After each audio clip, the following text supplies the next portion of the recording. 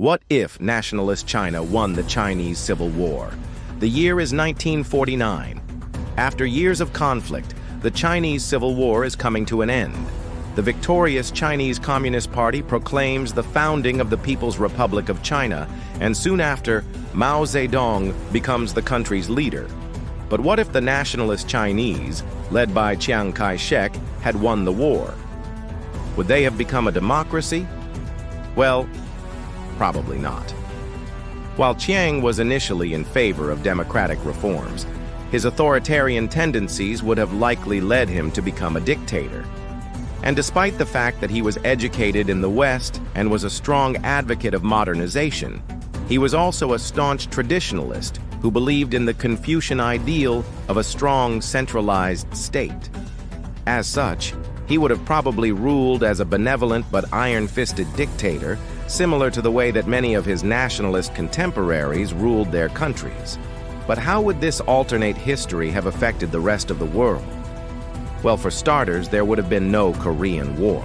With Chinese nationalists in power, the U.S. wouldn't have had to support a puppet state in Korea out of fear of communism spreading.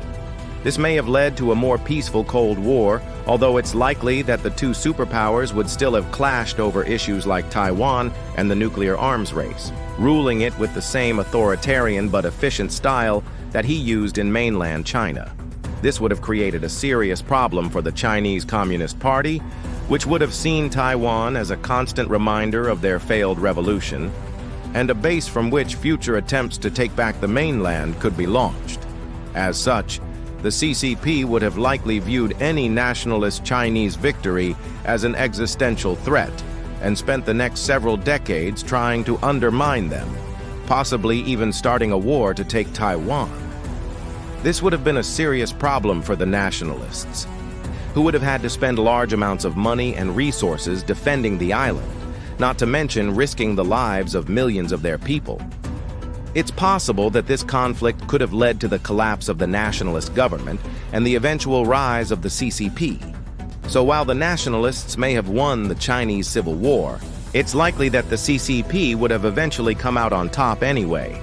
So what are your thoughts on this alternate history? Let me know in the comments below.